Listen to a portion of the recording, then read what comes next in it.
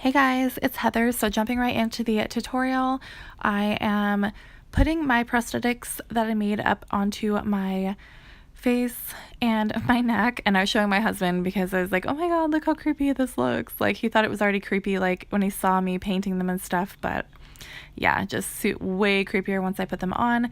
Anyways, I have a hard time getting them to stick over top of paint, and then I end up just having to take it off, and I didn't want to like waste all the extra time, so I outlined them with the NYX Jumbo pencil in milk, so that way I could just not put any paint in that area and they'll stick good and all that. I also decided to go in and sketch out where I wanted the rib cage and spine to be.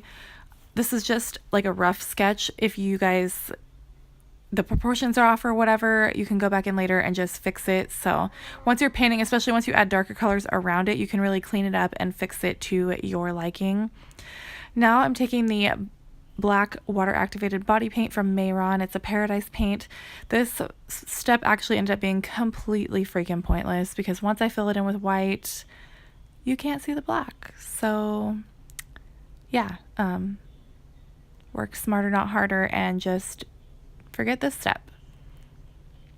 Now I'm filling them in with a white Paradise paint. You can see the black slightly, but once I do the shading, all that, like, it's just there, it was completely pointless. So yeah, just take my word for it. You guys will see later on. I did the scales a lot differently later on in this body paint on my body and stuff, so the way I do it later seemed to be a lot more quicker, more efficient, all of the above. So yeah. Okay, so I decided to jump to the face and paint my upper part of my face with a matte gray Paradise paint. All the Paradise paints are water activated and they are all from Mehron. I also filmed a tutorial on how I made the prosthetic itself. I was going to include it into one video, but it just ended up being like a 40-minute long tutorial, and yeah, no thank you. So I decided to make it in two parts. So I'm going to put this one first, and then I will put the prosthetic after this tutorial. So I'm highlighting all the highest points of my face with a silver water activated paint. For those of you who don't know much about body paints, water activated just means it needs water to work, to activate it. So it pretty much just looks like a big round circle of powder. And when you try to use it as a powder, it doesn't work. It doesn't really do anything. There's like no pigmentation. When you add a couple drops of water, it will activate it. It gets creamy, you stir it up, and then you can use it. The more water you put, the more sheer it will be. So if you want like really full coverage, like really, you know, just to where it's going to go over anything, you want to put a little bit less water. If you want it more sheer, then add more water. The black that I'm using here is from NYX Cosmetics. It's the Primal Colors Hot Black. It's just a pigment powder, and it's really pigmented and works really well. So I just did all of my normal contour areas on the upper part of my face with that.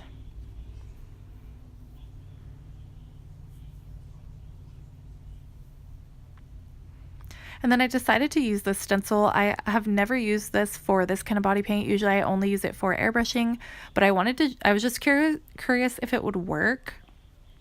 I actually broke my airbrush gun, so I need to order a couple of replacement parts. Otherwise I would have just used it, but I also was kind of curious if it would even work with this kind of paint. So I used it, and for the most part it did. It did bleed a little bit, so I had to go back in and kind of clean up all the lines. And now I'm taking a pointy blending brush. This is from BH Cosmetics, and I'm taking that black and concentrating the most pigment and the darkest at the top of each scale, and then just kind of having a lighter hand as I drag it down.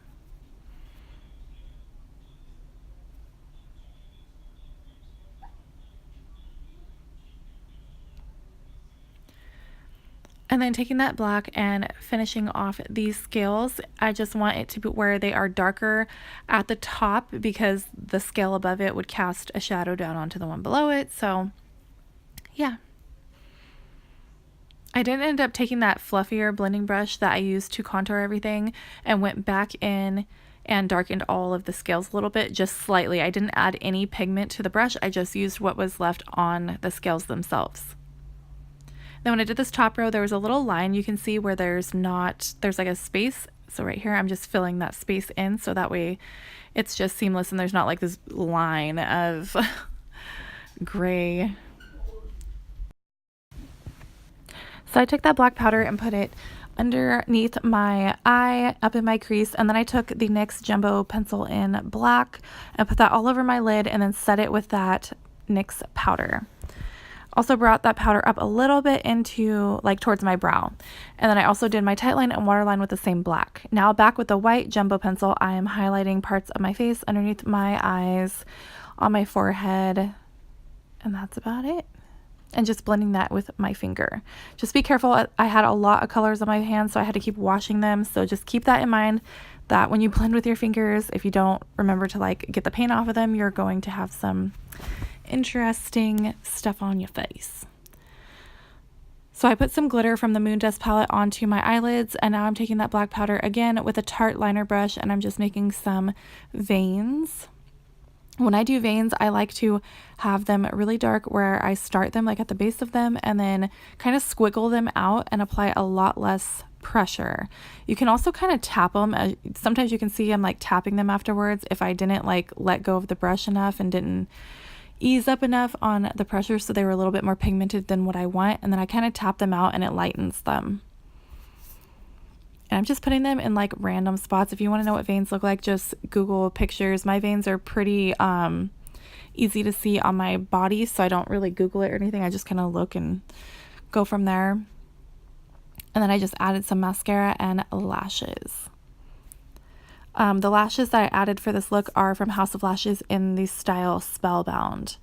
So now I'm taking the black body paint and I'm just going around each bone that is on my chest and just outlining it. I find it a lot faster to fill in everything around it if I outline them first, so that way I don't like mess up later on, because I do try to go a little bit faster, and when I'm having to do like lines around something and I'm moving really fast, it's not always the best. I have a really shaky hand. My hand is not steady whatsoever, so it works for me. So if you have a shaky hand too, it's just way easier. I'm doing the same thing, outlining all these little scales I put on my shoulder and with black. And then taking the black paint and going around the prosthetic piece that goes on my neck. I held it up because I just wanted to make sure that I had traced it like with the right dimensions. And then here I'm just taking that fluffy brush that I used to contour and going over all the scales and just darkening them. I didn't know what colors I was going to do, any of that stuff. I kind of had an idea, but I wasn't sure. I just kind of winged it once I started painting. So that's why I ended up like going in and darkening them, because I was like, oh, if I'm going to fill it in with black, they should be a little bit darker than how I had them. I didn't like the stark white contrast to the black. So. And then what I applied on my neck was Prosaide adhesive. It's a skin adhesive for prosthetics. It's a medical grade adhesive. It goes on white, so you guys can kind of see it right here. And then when it turns clear, it is ready to use. I only put it on my neck. If you have a really heavy prosthetic, I would put it on both the prosthetic and your skin. Also, something you want to keep in mind is that this prosthetic requires this adhesive requires a remover. Now I'm taking liquid latex on just a little triangle sponge, and I put it underneath the edges of the prosthetic and then pushed them down, put it over top, and then kind of blended it out onto my skin. And I'm just holding that because I want the latex to dry and just make sure it was going to hold. I didn't want it to come off. So I'm just painting with one hand, holding it with the other, just because body paint takes a long time. So I like to try to kill two birds with one stone when it is ever possible. Now I'm back with that black powder, and I'm just going in and shading some of the ribs and laying down the other side of the prosthetic with latex.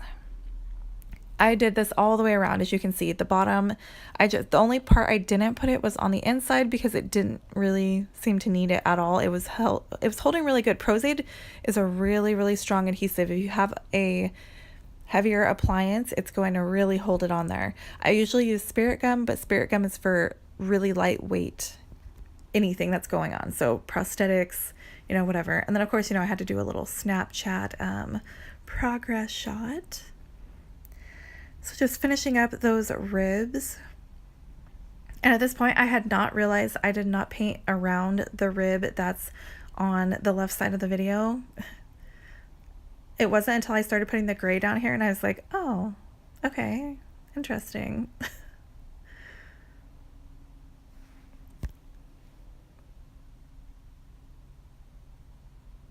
And I'm taking that pigment and going really dark around the scales so it kind of looks like they kind of fade into my skin.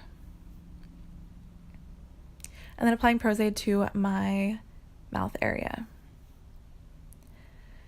I ended up not going around that rib that I had forgot to shade with body paint. I just went around it with a powder because I liked it a little bit better how it kind of looks like it just fades. And then I was doing some veins all over the gray part of my gray side of my body. I also highlighted that side of my body as well with a silver paint. So when you're seeing that like really pretty highlight part by my shoulder, that's that silver body paint. The silver body paint is so gorgeous. And then same as the bottom, I'm going underneath the prosthetic, over the prosthetic with latex and just holding it on. If you have a latex allergy, of course, don't use this at all. I'm not sure if there is a little bit of latex in Prosaide. I have no idea. I don't have a latex allergy, but definitely look into whatever adhesive you are going to try to use. And the brand of Prosaide that I personally used for this look was from Graftobian. So I finished the veins on my arm. I think the veins just add like so much creep to like anything. I just freaking love it.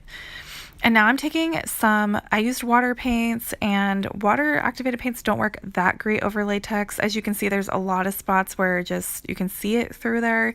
So I ended up going in with some Nye Cream Paints. I just used like several different colors. I used gray, red, colors like that. Just kind of made it to where it was a little bit cohesive. And I also used some black from Nye on the prosthetic itself as well.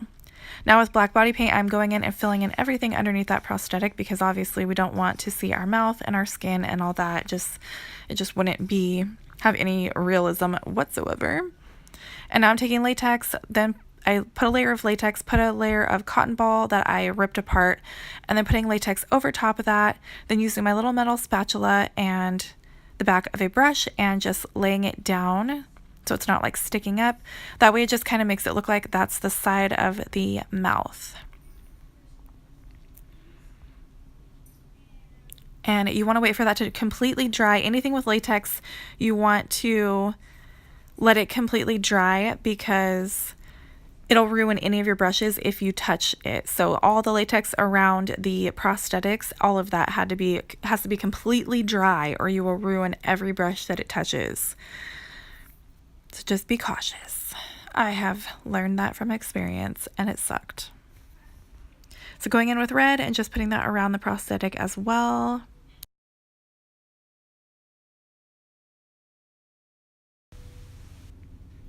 And I just used a couple different brushes, different sizes. Here I'm going in with some black and a really small brush. This is actually a paintbrush that I got from Hobby Lobby. Just getting in all those tiny little cracks, you know, just the little details. And then just mixing back and forth. I'm going over the little latex side parts of the mouth that I made with the same colors as well so they blend in a little bit better. Then I took a sponge, ripped it apart, turned it into a stippling sponge. I'm dipping it into that black powder and just kind of making these like weird, I don't know, I think they look spidery effect type things, but just stippling it out so it kind of blends a little bit better as well. That will also help you to hide where your skin meets the latex.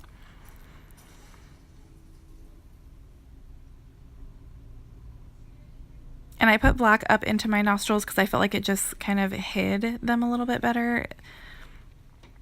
And so here is a much easier way of doing these scales. I'm just taking white body paint, putting it in little shapes, and then letting that dry. I'm using my Nye Scab Blood and putting it on the teeth. Scab Blood is like one of my all-time favorite things that's like ever been invented. So it's just so creepy and gross, and yeah. And I'm just putting that on the teeth so it looks like I literally like took a chunk out of like some poor dude that fell for my little siren trap.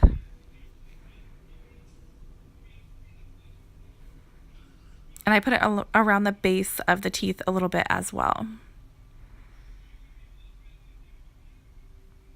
This stuff will stain your clothes a little bit, so just be cautious. Going in with black and just shading the tops of the scales and then underneath so that it casts a shadow on the bottom. Pretty much exactly the same as I did for every other set of scales on this entire makeup look. Also, if you don't want to stick to black and white, do you whatever colors you want. So this is the end of the look. I hope you guys liked it. Love you guys. Happy Halloween.